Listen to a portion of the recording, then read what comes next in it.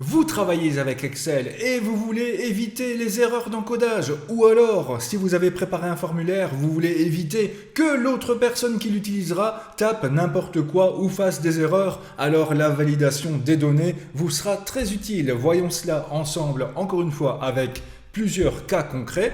Premier cas concret, vous devez récolter les votes d'un jury d'un concours d'artistes. Il y a 15 artistes, chaque artiste a son numéro et chaque membre du jury doit choisir son candidat préféré en donnant le numéro approprié. Donc, vu qu'il y a 15 artistes, ici, nous ne devrions accueillir qu'un chiffre ou nombre entre 1 et 15.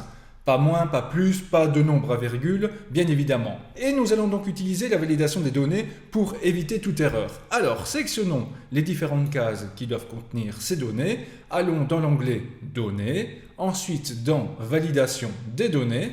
Et là, dans les options, vous pouvez autoriser. Alors par défaut, Excel autorise tout, vous pouvez taper tout ce que vous voulez, sauf que nous allons lui dire, nous n'acceptons qu'un nombre entier, donc pas de nombre à virgule, compris entre, vu que nous n'avons que 15 candidats, 1 et 15.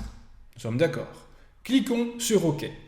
Et le résultat, c'est que si par exemple, pour le premier membre du jury, il a choisi le candidat numéro 3, je tape 3, pas de souci.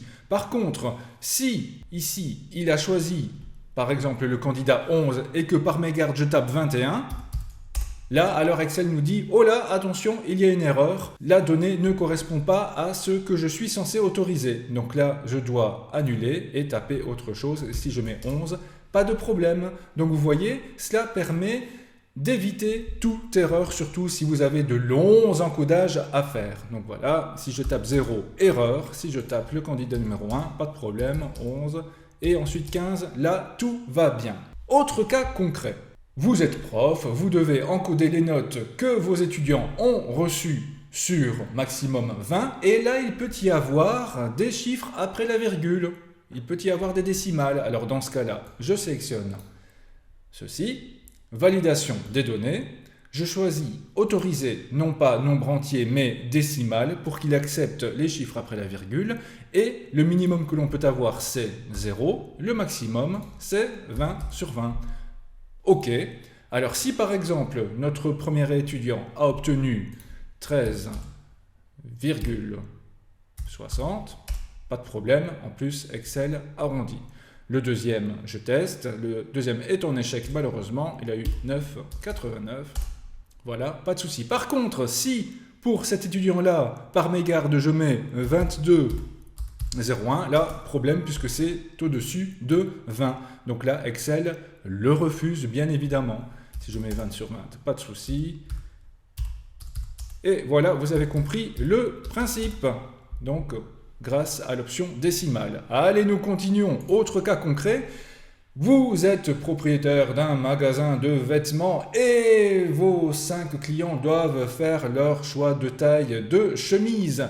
Alors ici, nous n'aurons que quelques possibilités de taille de chemise, disons de M à XL inclus par exemple. Alors, pour que ces cases ne contiennent que certaines données, comme toujours dans validation des données, après avoir sélectionné les différentes cases, et là nous allons choisir liste.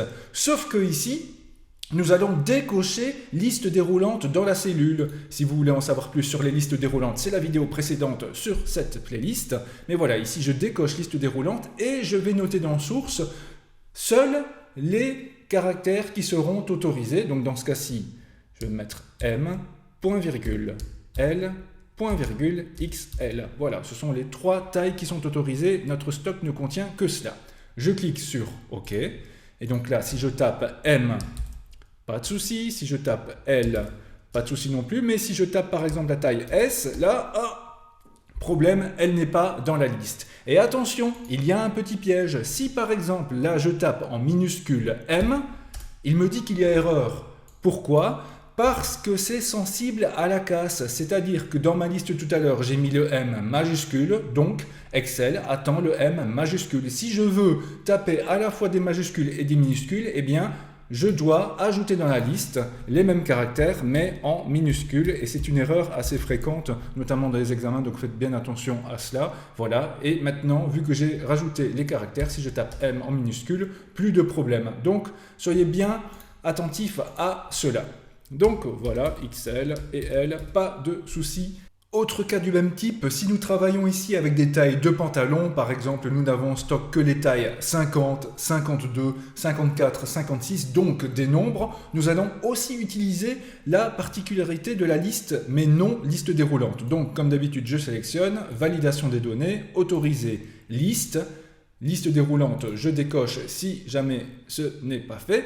Et ensuite, dans source, eh bien là, je vais mettre mes différents nombres, donc 50, point virgule 52, point virgule 54, point virgule 56, voilà, OK. Et là, ce sera le même principe. Si je tape 54, pas de souci, mais si je tape 53, ah, il n'est pas dans la liste, donc problème. Et ainsi de suite, vous avez compris le principe. Voilà. Alors, encore un autre cas. Des cases qui ne peuvent contenir que des dates ou que des heures et pas n'importe lesquelles. Imaginons, vous avez envoyé des colis à 5 clients et que ces colis ne peuvent avoir été livrés que durant une certaine semaine et durant les heures ouvrables, c'est-à-dire de 8h à 18h. Voilà. Et donc vous voulez savoir quand les colis ont été réellement récoltés par ces clients. Donc on va commencer par les dates. Très bien, je sélectionne les différentes cases, validation des données, autoriser date, et là je peux choisir une date de début et une date de fin. Donc par exemple, si nous avons envoyé les colis entre le 1er janvier 2020 et ils ne peuvent les avoir reçus qu'au maximum une semaine plus tard, donc je vais mettre date de fin 8 du 1 2020, voilà, OK. Donc, si je tape, par exemple, réception le 3 du 1 2020, pas de souci. Si, par exemple, je tape le 3 du 1, mais petite erreur, je mets 2021, par exemple, 2021, là, il me dit problème parce que ce n'est pas dans les différentes dates de notre semaine, de notre liste. Et ainsi, il n'acceptera que les dates qui correspondent. Et c'est exactement pareil pour les heures. Je sélectionne les différentes cases, validation des données, autoriser heure, sauf qu'ici, attention, pour heure de début et heure de fin, si par exemple je veux mettre de 8h à 18h maximum, pour le 8h je vais mettre 8, 2.00.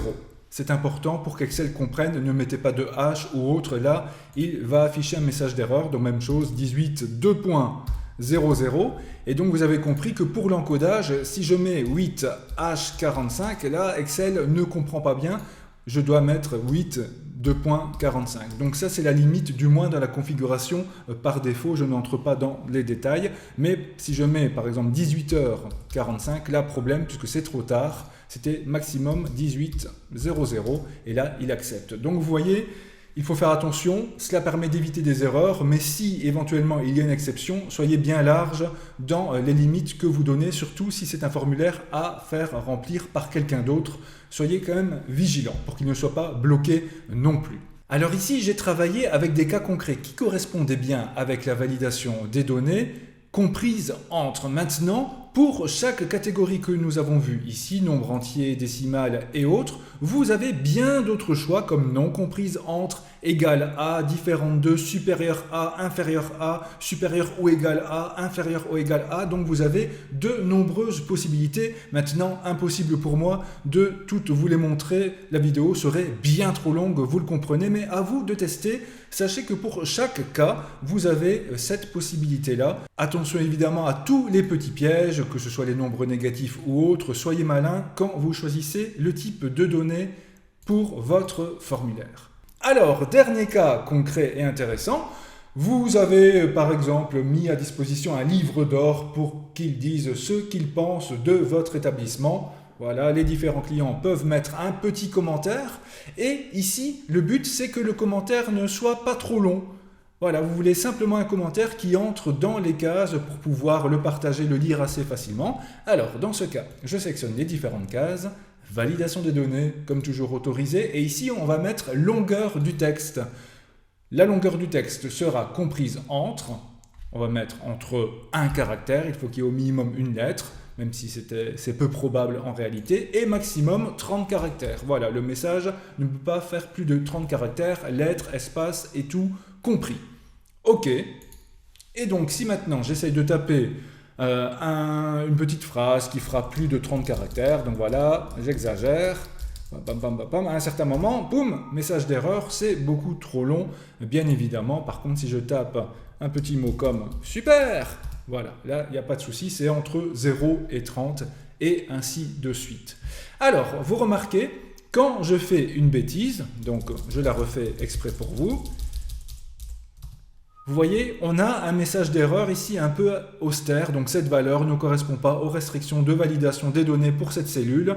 L'utilisateur, eh bien, si ce n'est pas noté, eh bien, il ne peut pas savoir qu'il ne peut pas mettre plus de 30 caractères. Et ici, ce bouton est un peu quand même austère, ce n'est pas très clair comme message. On peut, bien évidemment, améliorer cela. Je sélectionne le tout. Validation des données, et tout d'abord je peux mettre un message de saisie. Ce sera en quelque sorte un avertissement quand la personne cliquera dans la case correspondante. Donc par exemple ici dans titre, je vais mettre commentaire, voilà, et message de saisie, maximum 30 caractères. Voilà, si j'y arrive, c'est parfait. Et regardez le résultat, je clique sur OK. Si je clique sur l'une des cases, en particulier, commentaire maximum 30 caractères, commentaire maximum 30 caractères. Ainsi, l'utilisateur est prévenu de ce qu'il peut faire ou non. Alors, nous allons améliorer ou modifier le message d'erreur en sélectionnant le tout, validation des données, alerte d'erreur. Et là, vous avez, quand les données non valides sont tapées, très bien, c'est ce qu'il faut, qu'est-ce qu'Excel affichera? Vous avez 3 catégories. Vous avez le style stop, avertissement ou information. Et ce n'est pas que pour l'icône. Si vous mettez le style stop, eh bien l'utilisateur ne pourra pas valider son texte trop long. Il ne pourra pas. C'est soit l'effacer, soit en taper un autre. Si vous mettez information, eh bien là, l'utilisateur recevra une information en lui disant « Attention, ton texte est trop long », mais Excel l'acceptera tout de même. Et par contre, si c'est un avertissement, eh bien là, il aura l'information, mais l'utilisateur pourra choisir soit de continuer quand même en laissant son texte trop long, soit en le modifiant. Si ce n'est pas clair pour vous, voyons cela en image. Je choisis par exemple stop, je vais mettre attention, et comme message d'erreur, message trop long. Voilà, donc si je mets stop, ok, testons cela. Je tape mon message trop long, Enter, et là vous voyez donc, attention, message trop long, et soit je clique sur réessayer pour à nouveau taper le texte, mais dès que j'essaierai de le valider, il me mettra à nouveau message trop long. Si je clique sur annuler, il efface le message. Donc là, l'utilisateur est en quelque sorte bloqué.